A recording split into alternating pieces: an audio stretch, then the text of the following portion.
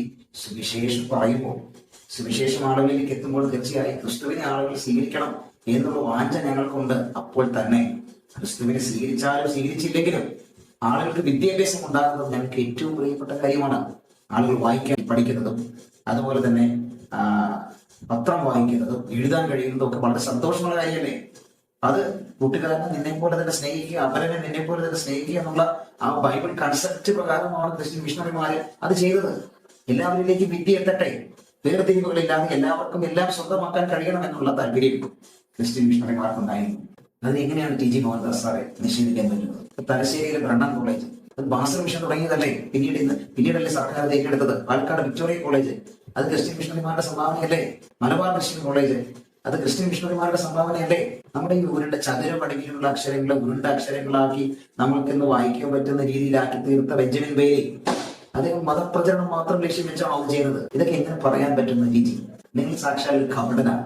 ഇസ്ലാമിനെ അടിക്കാൻ ക്രൈസ്തവരെ കൂട്ടുപിടിക്കുന്ന, വേണമെങ്കിൽ ക്രൈസ്തവരെ അടിക്കാൻ മുസ്ലിങ്ങളെയും കൂട്ടുപിടിക്കുന്ന ഒരു കുറുക്കനാണ് രീതി. ഞാൻ മനസ്സിലാക്കുന്നിടത്തോളം നിങ്ങളുടെ ആശയങ്ങളെ നന്നായി സൂക്ഷിക്കേണ്ടിയിരിക്കും. നോർത്ത് ഇന്ത്യയിലൊക്കെ ക്രൈസ്തവരെ തല്ലിച്ചതയ്ക്കുമ്പോഴും അതിനെക്കുറിച്ചൊന്നും മിണ്ടാതെ ക്രൈസ്തവരെ ഇസ്ലാമിക തീവ്രവാദികൾ നൈജീരിയയിലും മറ്റും കൊന്നു തള്ളുമെന്ന് മാത്രം പറഞ്ഞുകൊണ്ടിരിക്കുന്ന സത്യമാണ്. ഞാൻ ചെയ്യുന്നുണ്ട്. ക്രൈസ്തവരെ ടാർഗറ്റ് ചെയ്ത് ഇസ്ലാമിക ഭീകരവാദികൾ കൊല്ലുന്നുണ്ടോ എന്നുള്ള സത്യം. പക്ഷെ നിങ്ങൾ ഇതിനെക്കുറിച്ച് മിണ്ടാത്തയാളാണ്.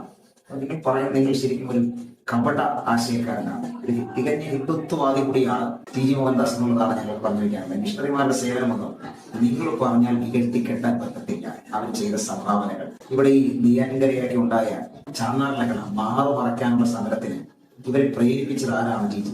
ഇത് ക്രിസ്ത്യൻ മിഷണറിമാരല്ലേ മാറു മറയ്ക്കാൻ അവകാശമുണ്ടെന്ന് അവരെ പ്രേരിപ്പിച്ചത്? അത് ക്രിസ്ത്യൻ മിഷണറിമാരല്ലേ? എത്ര പേര് മതം മാറിയതല്ലേ? ഹൈന്ദവരായിട്ടുള്ള ആളുകൾക്കും അതിന്റെ അവകാശം ഉണ്ടാകണമെന്നുള്ള ബോധ്യത്തോടു കൂടിയല്ലേ ആ ഉത്തരവ് നേടിയെടുത്തത്. അവരെല്ലാവരും മതം മാറ്റുകയാണ് ചെയ്തത്. കുറച്ചുപേര് മതം മാറി എന്നുള്ള സത്യമാണ്. എന്നാൽ മതം മാറ്റമായിരുന്നു അതിന്റെ അജണ്ട. എല്ലാവരും മതം മാറ്റുക എന്നുള്ളതായിരുന്നു അതിന്റെ അജണ്ട. അല്ല, മാറു മറയ്ക്കുവാൻ സ്ത്രീകൾക്ക് അവകാശമുണ്ട് എന്നുള്ളതായിരുന്നു അതിന്റെ അജണ്ട. ഇങ്ങനെ ചരിത്രത്തെ വളച്ചൊടിച്ച് ഗാന്ധിയെ കൂട്ടുപിടിച്ച് ഗാന്ധി പറഞ്ഞ മോശം എന്താണ് ക്രൈസ്തവ വിമർശനത്തെ കുറിച്ച് മാത്രം പറഞ്ഞു പറയാതെ, ഗാന്ധി ക്രൈസ്തവരെ കുറിച്ച് നല്ലത് പറഞ്ഞിട്ടില്ലേ? ക്രിസ്ത്യൻ മിഷണറിമാരെ കുറിച്ച് നല്ലത് പറഞ്ഞിട്ടില്ലേ? എന്ത് അത് പറയട്ടെ? അപ്പൊ അങ്ങനെയുള്ള കാര്യങ്ങൾ മാത്രം പറഞ്ഞ് വീർപ്പ് ഉൽപ്പാദിപ്പിക്കുന്ന ഒരു ഫാക്ടറിയായി മാറാതെ ടി.ജി. കുറച്ച് നല്ല കാര്യങ്ങൾ ചരിത്രത്തെ ചരിത്രമായി കണ്ട് ഇപ്പൊ ക്രിസ്ത്യൻ മിഷണറിമാർ നല്ല കാര്യങ്ങൾ ചെയ്തെങ്കിൽ നല്ലതായിട്ട് തന്നെ പറയേ. അതുകൊണ്ട് നിങ്ങളുടെ തീവ്ര ഹിന്ദുത്വവാദത്തിന് എന്ത് സംഭവിക്കാനാണ്? ടി.ജി. കുറച്ചുകൂടി കാര്യങ്ങൾ പഠിക്കാനുണ്ട്.